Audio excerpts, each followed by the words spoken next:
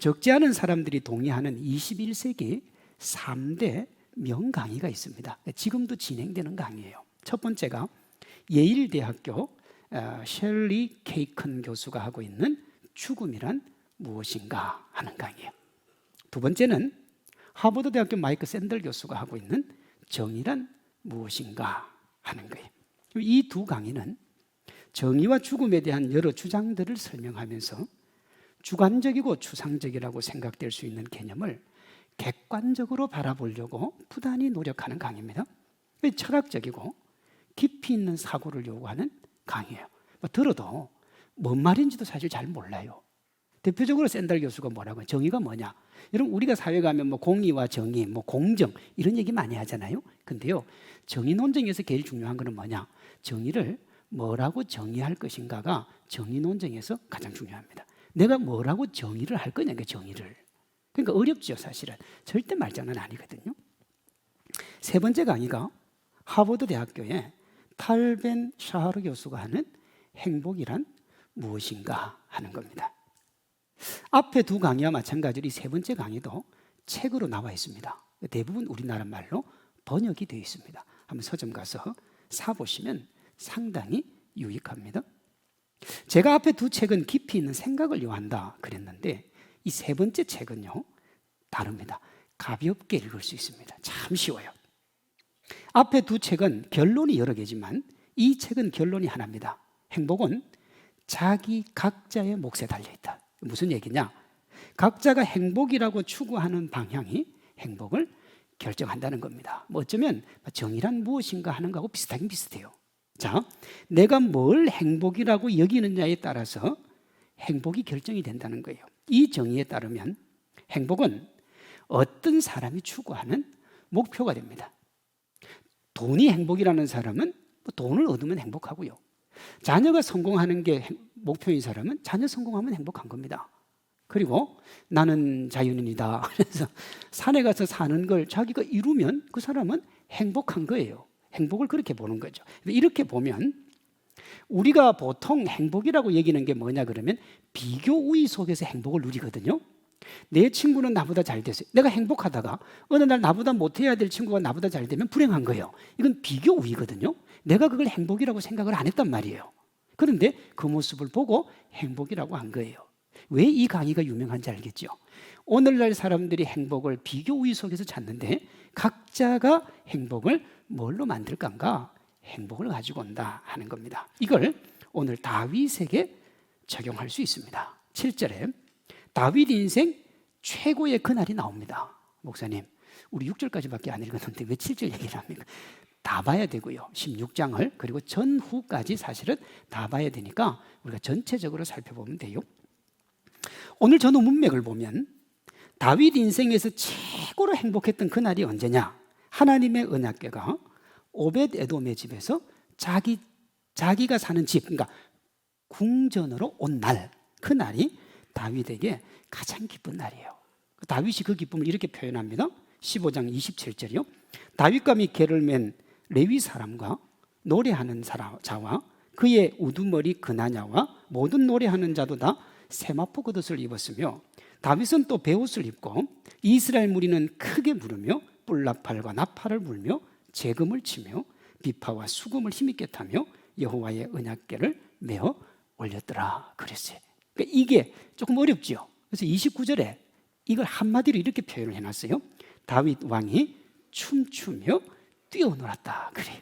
그 다윗 이날 제일 기쁜 날이잖아요. 그런데요, 이게 달리 생각할 수 있는 게요, 이날 다윗이 춤을 추다가 바지가 벗어집니다.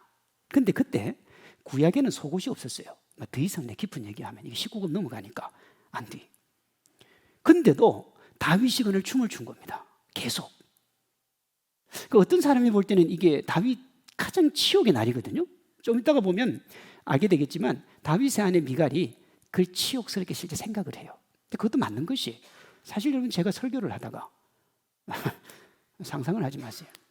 막 그런 일이 벌어져가지고 계속 설교를 하고 있으면 서로 불편한 거예요. 서로. 다윗이 그랬거든요. 근데 다윗이 하나님 앞에 뛰어놀 때 그 행복을 오늘 본문 8절에서 36절에 설명을 합니다. 8절부터 36절까지가 뛰어놀면서 다윗이 한 말이에요. 8절에 보면 다윗은 하나님이 행하신 일을 만민 중에 알리라고 합니다. 9절에 하나님의 기사를 전하라 그래요. 12, 15절에 하나님의 말씀을 영원히 기억하라.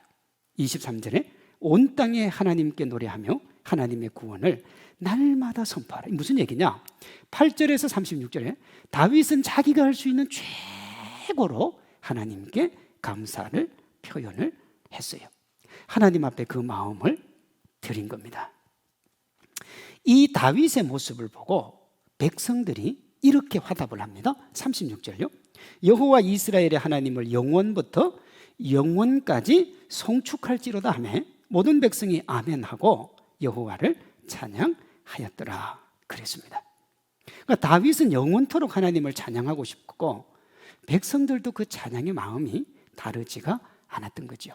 그래서 오늘 본문 7절에 보면 이것이 하나님을 향한 다윗의 감사라 그래요. 볼까요? 그날의 다윗이 아삽과 그의 형제를 세워 먼저 여호와께 감사하게 하여 이르기를 그랬습니다. 여기 누가 나오느냐면 아삽이라는 사람이 나옵니다. 아삽은 누구냐 그러면 저 앞에 나오죠. 찬양과 경배를 드리는 이스라엘의 최고 우두머리가 아삽이었습니다. 그래서 시편에 보시면 서두에 아삽이 노래하여 성전으로 올라갈 때 지은 시, 이게 다 아삽은 하나님을 감사하고 찬양하는 거예요. 다윗이 하나님을 전심으로 감사하고 찬양한 것을 가장 잘 표현한 것이 시편 136편인데 이렇게 되어 있습니다. 1절이 여호와께 감사하라 그는 선하시며 그 인자하심이 영원하미로다. 그래서 끝까지 가요. 여호와께 감사하라 여호와께 그 끝까지 갑니다. 우리가 본문의 다윗을 통해 생각해 볼 것은 감사의 본질입니다. 여러분 사실 다윗의 전 생애를 통틀어 보면 이 날보다 더 기쁘고 행복한 날이 있습니다. 이 날보다. 자, 볼까요? 세 가지만 봅니다. 아버지도 인정하지 않았던 그가 사무엘에게 사울의 뒤를 이어 왕으로 기름 부음 받은 날이 있습니다. 그렇죠? 아버지도 인정을 안 했어요. 여러분 이걸 우리에게 적용하면 이렇습니다. 말단 사원으로 들어가서 큰 회사의 사장을 넘어 회장이 된 겁니다. 넌 이제 회장이 된다. 앞으로 어린 애한테 딱 신입사원 딱 들어갔는데 회장이 딱 와서 딱 보기를 야 너는 앞으로 이 회사 회장이 되겠다. 뭐하고 똑같으냐? 지금 뭐 삼성전자가 삼성이 뭐 전 세계에서 제일 좋은 회사 아닙니까? 근데 신입사원들이 쫙 들어왔는데 이재용 그 회장이 딱 가서 한 명을 딱 보더니 너는 앞으로 삼성전자 사장이 되겠다. 그 얘기하고 똑같은 겁니다. 여러분 이 날이 더 기쁩니까? 하나님 앞에서 예배 드리는 게 더 기쁩니까? 말을 안 합니까? 한번 생각해 보라는 거예요. 여러분이 그런 평가를 듣는 날이 더 좋은 날입니까? 하나님 앞에 와서 예배 드리는 게 더 기쁩니까? 다윗은 예배를 더 기뻐했습니다. 또 하나, 다윗이 물맷돌로 골리앗을 이긴 날이 있습니다. 난공불락의 요새를 뚫은 날입니다. 이 사건 이후로 백성들이 뭐라고 했느냐? 다윗은 만만이요 사울은 천천이라 그랬습니다. 자기 이름을 온천하에 날린 날입니다. 우리에게 적용하면 모두가 불가능할 거라고 얘기하는 것을 뚫고 모두의 존경과 찬사를 받는 대학이나 직장이나 시험에 합격한 날입니다. 너는 절대 그거 할 수 없어 그랬는데 그걸 해낸 겁니다. 여러분 그날이 더 기쁘십니까? 예배 드리는 게 더 기쁩니까? 다윗은 예배를 더 기뻐했습니다. 사실 제가 이렇게 물어보는 이유가 있습니다. 우리가 정직하게 대답을 했을 때 예배를 더 기뻐할 사람이 거의 없죠. 거의 없습니다, 여러분. 마지막으로 그가 여러 번 죽을 고비를 넘기고 왕으로 등극한 날이 있습니다. 여러분 다윗이 이것 때문에 도망을 다녔는데 사울 왕에게 도망갔죠. 이방 나라에 도망을 가가지고 그 사람 앞에서 살기 위해서 미친 체하고 침을 질질 흘리며 대문을 긁었습니다. 그렇게 모진 인생 겪다가 그가 드디어 왕이 되었습니다. 우리에게 적용하면 이 세상에서 자기 분야에 더 이상 올라갈 자리가 없는 최고가 된 겁니다. 자, 여러분 그날이 더 기쁩니까? 예배 드리는 게 더 기쁩니까? 이상의 것에 대해서 성경적 정답과 우리의 대답이 다를 가능성이 너무합니다. 이는 다윗에게도 마찬가지일 텐데 다윗은 고민이나 주저함 없이 하나님과 동행하는 언약궤가 자기 궁전으로 들어온 그날을 생애 가장 기쁜 날이라 그랬습니다. 제가 앞에서도 얘기했죠. 이 날이 어떤 사람 눈에는 그에게 최악의 날입니다. 누구냐? 다윗의 아내 미갈의 눈입니다. 역대상 15장 29절이요. 여호와의 언약궤가 다윗성으로 들어올 때에 사울의 딸 미갈이 창으로 내려보다가 다윗 왕이 춤추며 뛰노는 것을 보고 그 마음에 뭐라고 그랬다고요? 업신여겼다. 그 뒤에 더 재밌는 얘기가 나와요. 오늘날 이스라엘 왕이 어찌나 영화로우신지. 이거 비꼬는 겁니다. 이거.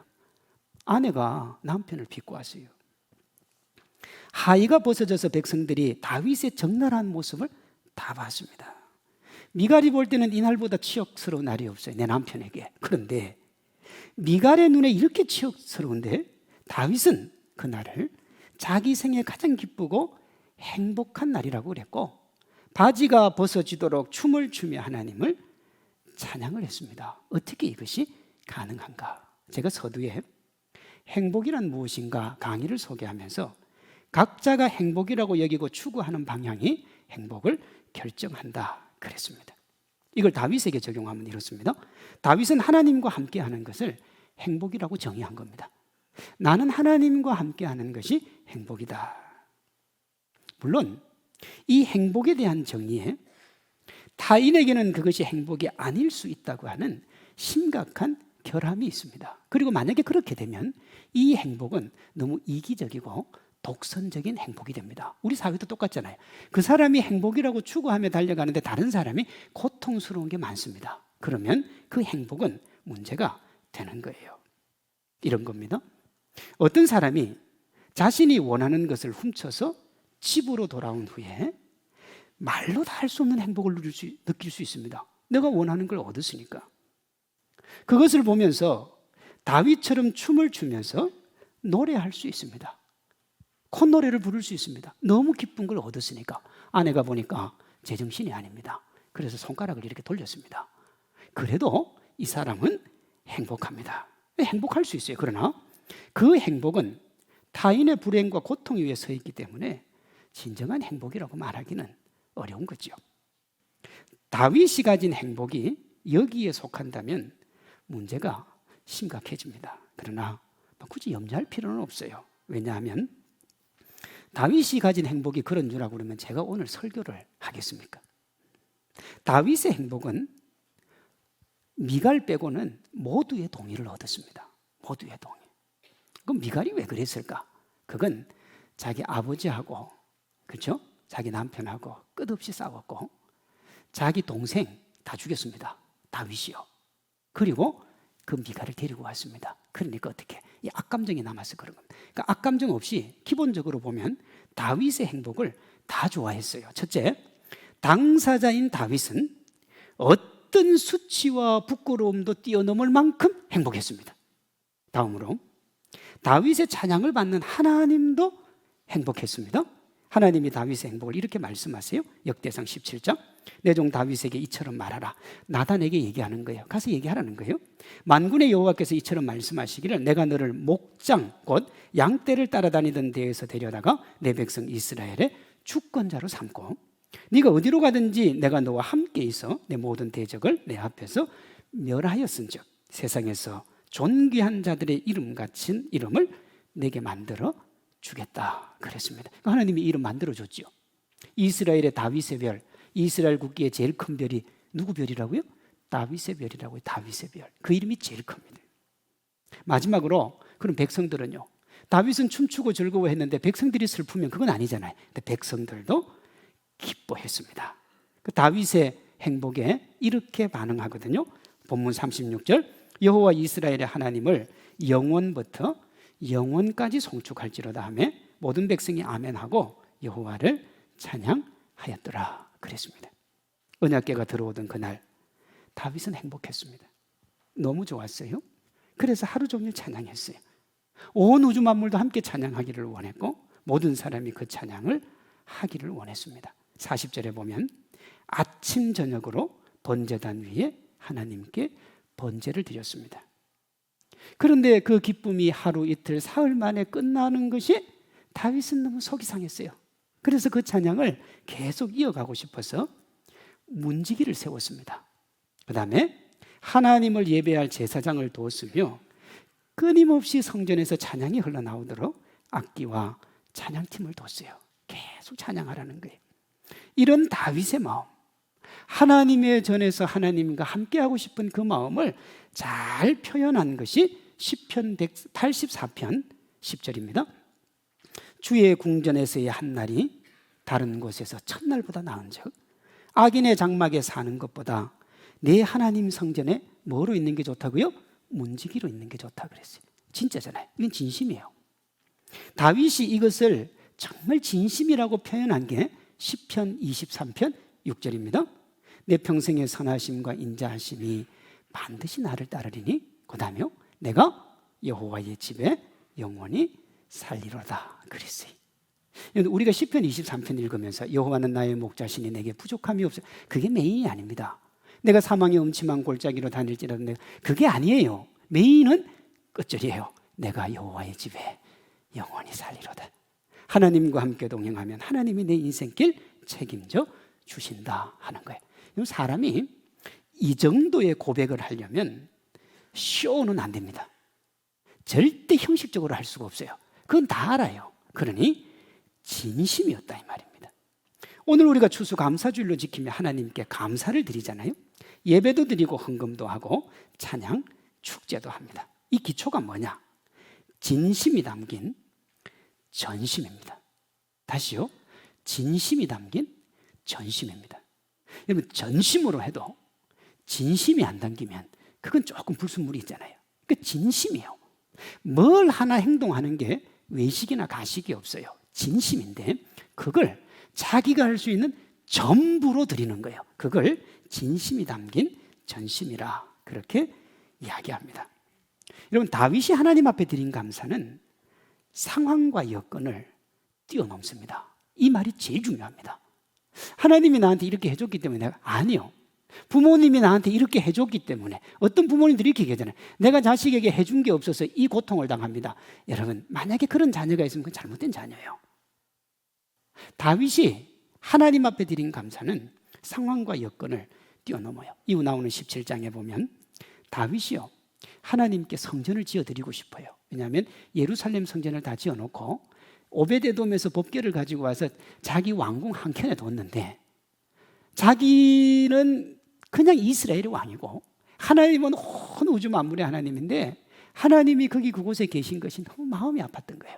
그래서 하나님 앞에 멋진 하나님의 집을 하나 지어드리고 싶어요. 그런데 하나님이요 허락 안 해요. 내가 네 아들 솔로몬에게 받겠다 그래요.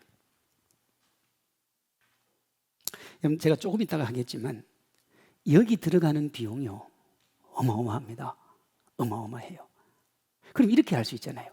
자기는 마음을 드렸고 주님이 안 받는다고 했으니까 이제 이 땅만 편안하게 살아가면 되잖아요. 그런데요 다윗이 다행이라고 하거나 섭섭해하지 않고요 자신이 짓지 못하는 성전을 아들이 잘 지을 수 있도록 준비를 합니다. 여기에 진심과 전심이 나옵니다. 여러분들 보세요. 다윗의 아들 솔로몬이 인류 최고의 지혜자고 최대의 부유자입니다. 뭐라도 할 수 있었던 사람이에요. 다윗이 준비하지 않아도 솔로몬 혼자 성전 지을 수 있습니다. 그만큼 능력이 돼요. 그러니 제가 지금부터 설명하는 다윗이 준비한 건 뭐냐? 진심이고 전심입니다. 없어도 돼요 그거. 솔로몬이 할 수 있었다니까요. 역대상 22장 14절에 보면 다윗이 성전을 짓기 위해 준비한 것이 나오는데 그중에 금과 은이 나옵니다. 금이 10만 달란트고 은이 100만 달란트입니다. 그러니까 이걸 1달러에 1200원 환율로 계산을 하면 아시겠죠? 네, 1300원, 1300이 계속 올라가는 거 말고 1200원으로 환율을 하면 이 금 10만 달란트, 은 100만 달란트가 얼마냐 그러면 82조 정도 됩니다. 1부도 아무도 안 놀라고 2부도 아무도 안 놀라요. 그 왜 안 놀라냐? 82조가 뭔지를 몰라요.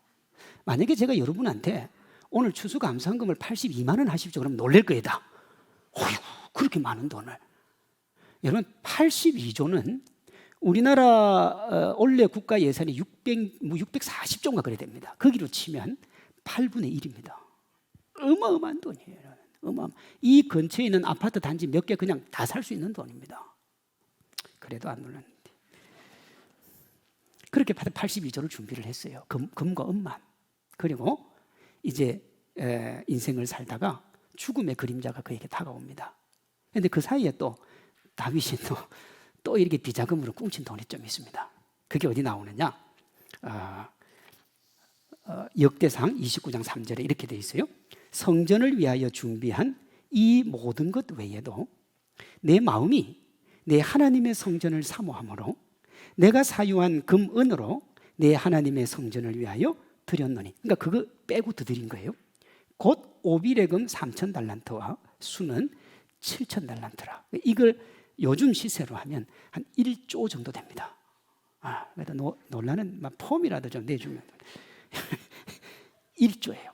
다 드리고 뒤로 이게 비자금으로 이렇게 해놓은 게 한 1조 정도 되는 거예요. 여러분, 다윗과 그 백성들이 100조 전후로 헌금을 했는데 다윗이 이걸 하나님 앞에 드릴 때 마음을 역대상 29장 14절에 적어놨어요. 자기들 마음을 이렇게 되어 있습니다. 나와 내 백성이 무엇이게 이처럼 즐거운 마음으로 드릴 힘이 있었나이까. 모든 것이 주께로 말미암아 싸우니 우리가 주의 손으로 받은 것으로 주께 드렸을 뿐입니다. 나의 하나님이여, 주께서 마음을 감찰하시고 정직을 기뻐하시는 줄 내가 아나이다. 내가 정직한 마음으로 이 모든 것을 즐거이 드렸사오니 이제 내가 또 여기 있는 주의 백성이 주께 자원하여 드리는 것을 보니 심히 기쁩니다. 그랬어요. 하라고 해서 한 게 아니에요. 기쁨으로 했어요. 오늘날 이 교회가 강대상에서 말할 수 없는 금기어가 몇 개 있는데 그 중에 하나가 돈 얘기입니다. 헌금 얘기를 못해요. 그리고 어떤 사람은 이렇게 얘기해요.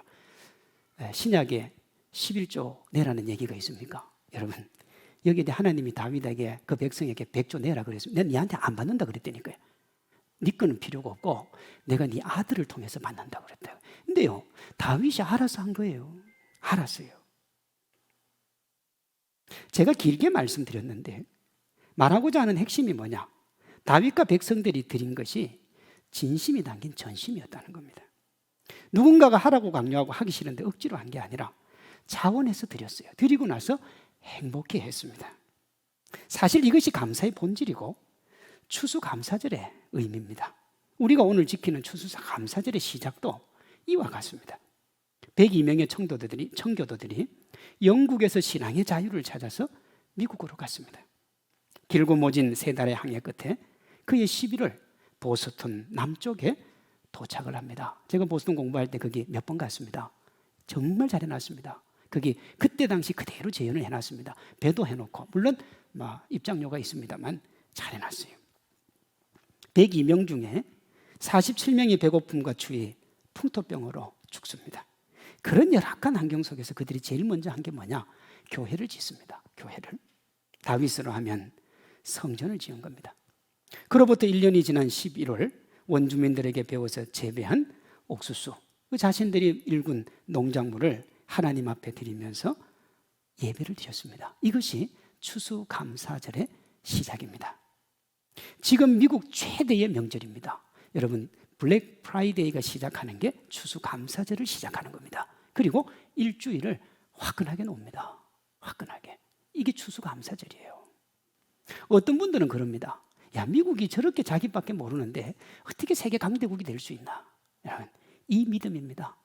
이 1세대들의 믿음, 이 1세대들의 신앙, 1세대들이 오직 하나님만 최고로 여겼기 때문에 몇백 년, 미국 역사 해봐야 우리나라 역사에 비하면 아무것도 조족지혈입니다.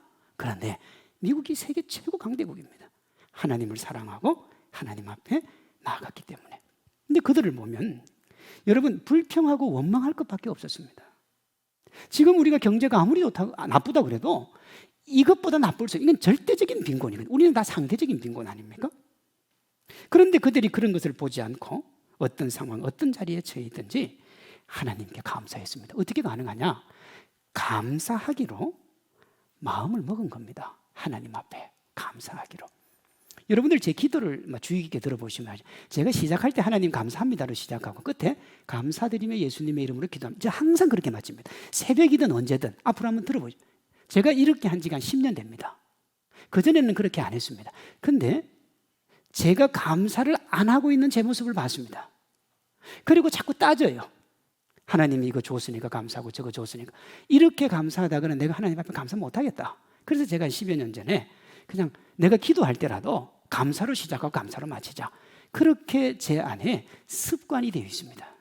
여러분, 감사는 하나님 앞에 하기로 마음을 먹는 겁니다. 그럼 우리가 이렇게 얘기할 수 있습니다. 목사님, 다윗은 왕이었으니까 헌금할 돈이 있었지 않습니까? 정말 그럴까요? 다윗과 백성들이 100조 원 내외를 헌금했다고 했는데 그때 헌금할 때 다윗이 자기 상황이 이랬다라고 설명을 합니다. 역대상 22장 14절. 내가 환난 중에, 딱 들어가요 그냥. 내가 환난 중에 여호와의 성전을 위하여 금 10만 달란트와 은 100만 달란트와 녹과 철을 그 무게를 달 수 없을 만큼 심히 많이 준비하였고 또 제목과 돌을 준비했다. 그래서 내가 환난 중이라 그랬어요. 여러분 생각해 보세요. 지금 다윗이요, 사울에게서 왕권을 이어받았는데 10개 지파가 누구에게 붙었느냐 그러면 사울의 반란자들에게 붙습니다. 자기는 2지파밖에 없었어요.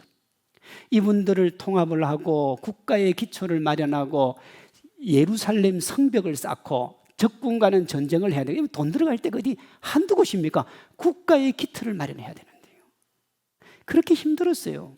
어려웠어요. 그런데요, 다윗이 그 환난 중에 하나님 앞에 감사하고 영광을 올려드렸습니다. 여러분, 다윗을 통해서 보는 감사의 본질은, 감사는 하나님이 주는 어떤 것이 아니라 하나님 자체예요. 하나님이 주신 어떤 것에 대한 반응이 아니라 우리와 동행하시는 하나님에 대한 신뢰와 믿음이요. 여러분의 감사는 어떻습니까? 하나님이 주신 것에 대한 반응입니까? 하나님에 대한 신뢰와 믿음입니까? 말씀을 준비하면서 제가 제 자신도 부끄럽기도 했지만 다윗이 정말 부러웠습니다. 다윗은 어떻게 저렇게 하나님 앞에 자기의 마음도 드리고 자기의 모든 걸 다 드렸을까? 힘든 인생, 고단한 인생. 여러분, 하나님이 다윗에게 얼마나 모질게 했는 줄 압니까? 그가 밧세바 하나 범한 것 때문에요. 여러분, 그때 당시에 왕이 신하의 아내 범하는 것은 일상사였습니다. 지금은 문제가 돼도. 근데 밧세바 하나 범한 것 때문에 하나님이 다윗의 집안을 풍비박산을 만듭니다.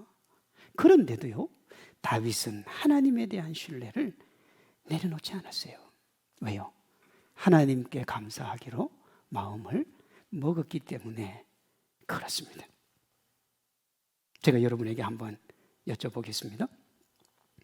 여러분 인생에서 가장 행복했던 날이 언제입니까? 또 언제 가장 행복한 날이 되기를 원하십니까? 그리고 오늘 하나님께 드리는 감사가 진심이고 그 진심이 전심이 맞습니까? 하나님을 만나고 하나님께 모든 것을 드리면서 하나님을 찬양하는 다윗이 경험한 그날이 우리 모두에게 가장 기쁘고 행복하고 즐거운 날 되기를 소망합니다. 그날이 오늘이기를 소망합니다. 이 마음을 담은 전심, 그 감사를 가장 많이 잘 표현하는 것이 시편 136편이라 그랬잖아요. 그러니까 제가 지금 자막을 띄워드릴 테니까 앞에 부분을 제가 읽을 테니까 뒤에 부분을 여러분들이 한번 읽어주시면 좋겠어요. 여러분들이 할 건 다 똑같은 말이에요. 합니다. 여호와께 감사하라. 신들 중에 뛰어난 하나님께 감사하라. 주들 중에 뛰어난 주께 감사하라. 홀로 큰 기이한 일들을 행하신 이에게 감사하라. 지혜로 하늘을 지으신 이에게 감사하라. 땅을 물 위에 펴신 이에게 감사하라. 큰 빛들을 지으신 이에게 감사하라. 해로 낮을 주관하게 하신 이에게 감사하라. 달과 별들로 밤을 주관하게 하신 이에게 감사하라. 하늘의 하나님께 감사하라. 하늘의 하나님께 감사하라잖아요.